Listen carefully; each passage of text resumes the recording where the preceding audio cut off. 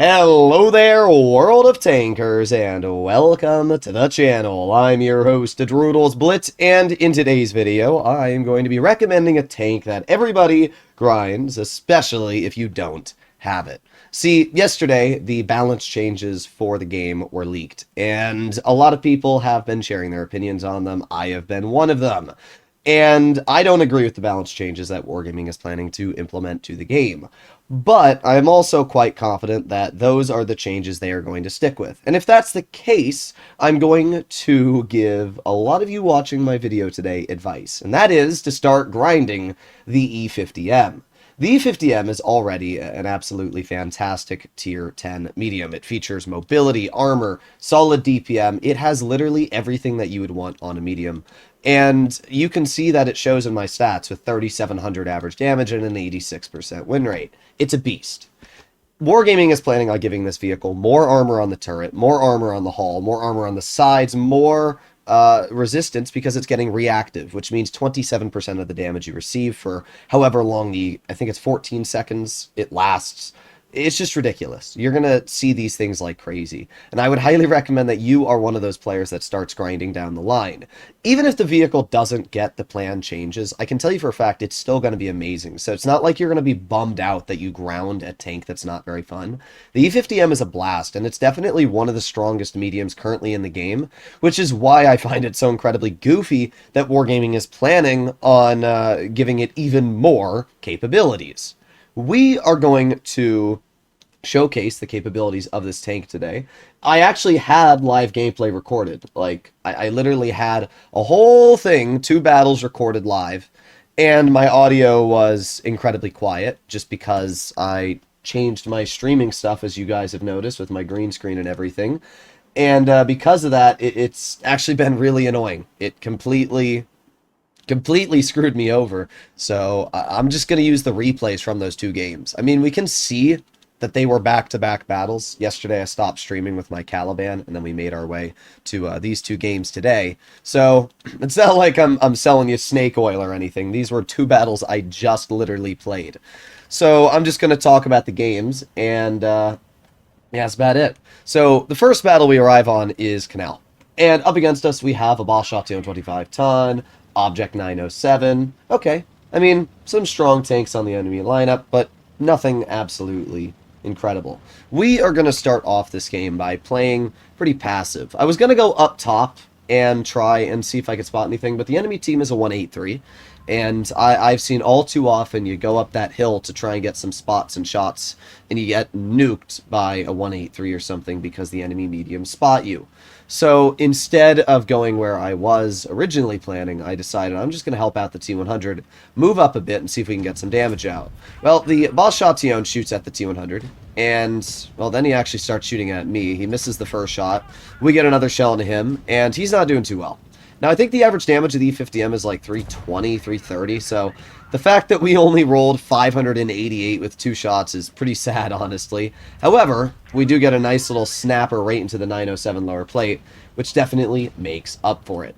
You can see right here a great example of just where the E50M is able to hold. It's able to use the strong DPM and gun it has to get out some really good shots. And I think my favorite part about the tank is that it's really accurate on move. That's what a lot of people don't realize. Like, the base dispersion of 0.308, it's average for a medium.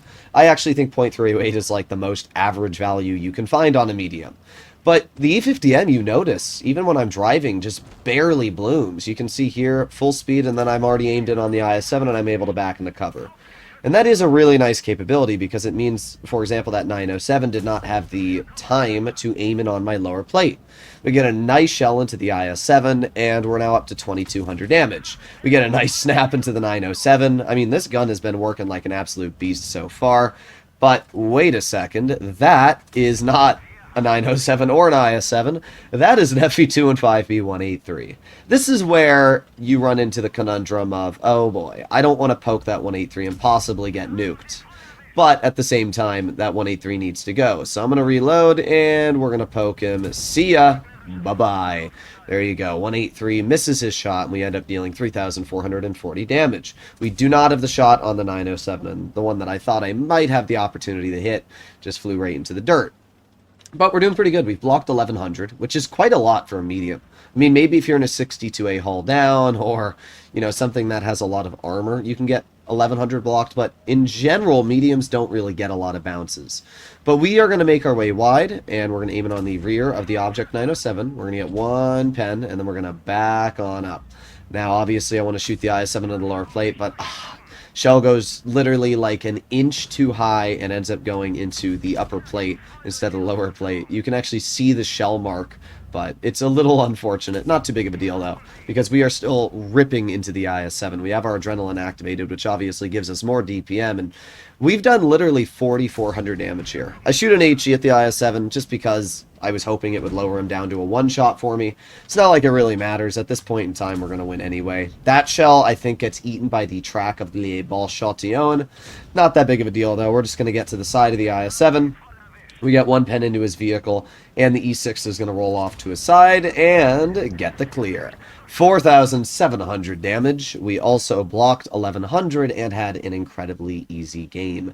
And it really shows where the E50M just doesn't care. I mean, the gun is incredible, and the mobility is incredible, and everything about the tank is absolutely incredible. And then that brings us over to Dead Rail. And this game, well, this game made me lose a few brain cells, I'm not going to lie. And you're going to see immediately why in the first moments of this game. We have a Standard B, and we have a Bosch Chatillon 25 ton. Two tier 9s. Technically, we have a medium advantage because the enemy team only has two mediums, but they are tier 10. It's a Kampfpanzer 50 ton and as well a TVP 5051. Those are two pretty nasty tanks that I am going to be cautious about. So what we're going to do is we're going to start off this game by making our way to mid, and we're going to see if we can just detect anybody. This is actually becoming one of my more preferred spots to poke on this map because it allows you to spot tanks, and not only that, but it's just a lot safer from the tank destroyers that usually try to shoot you across the map. So we get a nice 380 roll into the TVP, and at this point, I've looked at my mediums, my stock Standard B, and my Bosch Chatillon 25 ton, who have refused to move 10 feet from mid, and I've decided that trying to hold this flank would be the biggest mistake of my life. So instead, I'm going to go and support the heavies. Now, thankfully, the enemy heavies are really bad. For some reason, the BZ-75 on their team said, I know what I'm going to do. I'm going to YOLO a full health VK-90. So, bro YOLOs, and, well, loses 386 from me. I'm aiming in on his side. Unfortunately, he just backs in the cover before we're actually able to get another shell out. But no big deal. We are still full health. We have played it smart, and what a surprise, we are now down our Bosch Chatillon, and oh boy, look, what a surprise, our Standard B is also about to be dead. Well, we're going to aim in on the FE2 and 5B. We're going to give him a little love tap in the rear. In reality, it probably would have been smarter if I just had shot him and not done that, but whatever. It's an E50M. Who doesn't want to ram in this tank? I had to at least a little bit of fun in the video. So now that we have done 1,300 damage, we are going to make our way fully wide into the enemy spawn.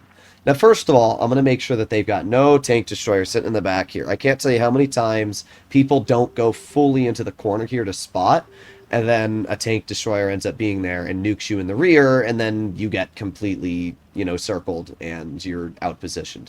So I didn't want that to happen. So instead, I'm going to start by poking this bush. Nothing's there, right? So I'm thinking, okay, nobody's in this back area unless they're sitting perfectly in that bush. So I'm going to start moving up a bit. And keep moving up, keep moving up. Okay. Of course. The Kampfpanzer pokes after I've driven out into the open. And not only that, but then the 50B gets spotted. Now, I will give the Kampfpanzer credit. It wasn't an awful play from him to move back here. And thankfully, the 50B bounced me once. If he didn't, I would have been a one-shot. But it was a good play from the Kampfpanzer to move back there. I really didn't think anybody on their team would. I mean, I checked the bush, but it just so happened that the time I checked the bush was a little bit too early, I guess. But we are going to instead make our way to the other flank of the map. What I've realized is that obviously that Kampfpanzer is not going to be able to maneuver as quick as I am all the way over to the other side of the map. And I just don't really think there is a reality where that Kampfpanzer would maneuver his tank to the other side of the map. I just don't think he'd do it. He's probably thinking that some tank or even I might repoke again, when I'm not going to do that. I have driven all the way to the other side. all I'm trying to do is dig into this far corner. I was trying to do it on the other side because I thought it'd be a little bit better, but I'm trying to dig into this far corner. And the reason why is because digging into this position allows me to get to the side of the enemy and force them, if they want to get to me, to push all the way up. So that's what I'm going to do. I'm going to push all the way in the corner here. I know that I probably could have shot that T-30 in the crossing, and even the 50B in the crossing, but I also know that allowing the enemy to find me in an easy exposed position is not the best idea. Putting myself here puts this 50B in a complete crossfire, because if he wants to aim it on me, he has to deal with other tanks as well. 50B shoots, we get another nice shot in ourselves for 353, and that brings us up to 2,700 damage. We haven't done too much damage this game, but really for the situation we had put in front of us, I think we've been doing pretty well. And obviously, there's still 2,000 plus HP on the enemy team, so it's not like we are in that big of a problem. So we're going to aim it on the 50B. We get, a bad 284 roll, but that puts us just shy of 3,000. So let's see if we can get one more shell out, maybe before the E3. Roll around the corner, bonk. There you go, literally 0.1 seconds before the E3. And all that leaves left is the enemy Kampfpanzer 50-ton, who we are going to push towards. This KPZ actually is able to slam a shell into me, and my shell goes just a teeny bit high, but I decided, whatever, I'm just going to ram him. I'm surprised that we didn't actually kill him with the ram, but it's not too big of a deal. 186 damage is more than I would have had anyway, and we push him out to the open and kill him with the Rhino. So pretty solid result in general, 3,500 damage, and just a really good result. Good job to my my Rhino, and to my platooning standard B and Bat Chat. I don't really know what to say. I honestly think that these are trolls, because I don't understand how it's possible you can play 5,000 games, especially in noob matchmaking, and achieve a 32% win rate. Maybe I'm wrong, but I'm going to be honest. You basically are trolling if that's how low your win rate is. The E50M is an absolutely incredible tank, and it features some of the most capable characteristics out of any of the mediums in the game. It's got pushing power that you can go up against heavies with. There's not many mediums that can brawl heavies. The STB1 obviously can. I'd be willing to say the M48 Patton, but in general, most mediums can't really brawl heavies. This one can. Not only can it brawl heavies, but it's way more mobile than you would expect at a top speed of 60 with a really good power to weight at 22. It has accuracy, it has DPM, it has penetration. It's just incredible. So yeah, there's really nothing bad I can say about the E50M. Let me know in the comments what you guys think about this tank, and I'll see you all in the next one. Bye-bye.